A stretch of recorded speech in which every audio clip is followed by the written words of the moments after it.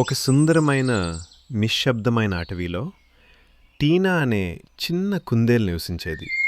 ఆమె చాలా సిగ్గుపడేది, కొత్త విషయాలకు భయపడేది. కానీ ఆమెకొక స్నేహితురాలుంది, లక్కీ. సాహసం అంటే ప్రాణం పెట్టే ఒక ఉత్సాహవంతమైన ఉడుత ఒకరోజు అడవిలో ఒక అద్భుతమైన పూల తోట గురించి మాటలు వినిపించాయి.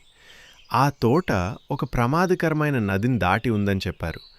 టీనా గుండె వేగంగా కొట్టుకుంది.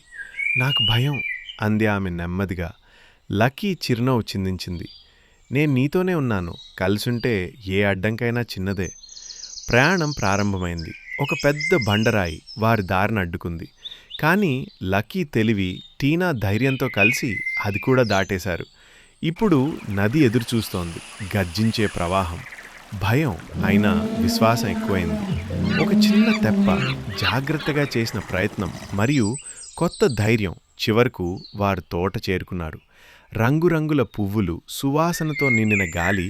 టీనా కళ్ళలో ఆనందం మెరిసింది. ఆమె భయాన్ని జయించింది, ఎందుకంటే ఆమె ఒంటరిగా లేదు. స్నేహం ఉన్న చోట ధైర్యం పుడుతుంది. కలిసుంటే ఏది అసాధ్యం కాదు.